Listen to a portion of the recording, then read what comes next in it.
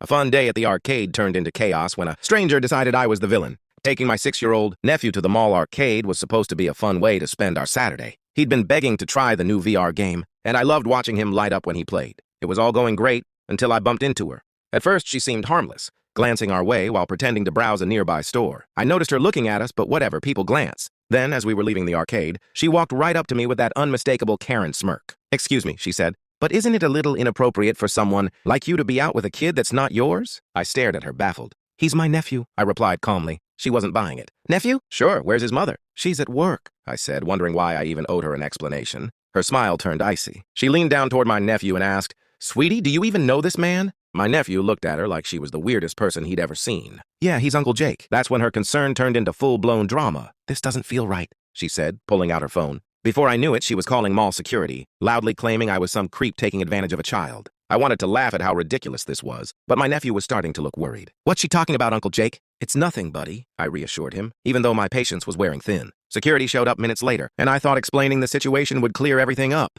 But Karen had worked herself into a frenzy. She was crying about how she saw something suspicious and just had to act. I showed my ID, texted my sister to confirm, and even pulled up photos of me and my nephew together from past outings. Still, Karen insisted, "You can't trust those things. He could have faked all of that." Finally, my nephew, in the middle of this chaos, looked up at her and said, "Lady, you're weird. Can we go now?" Security saw through her act and told her to back off. She stormed away, muttering about how she was just trying to do the right thing. As we left, my nephew looked up at me and asked, "Uncle Jake, is she like one of those villains in the cartoons?" I laughed and said, "Close enough, kid. And from now on, the only villain I want to deal with is the one in his video games."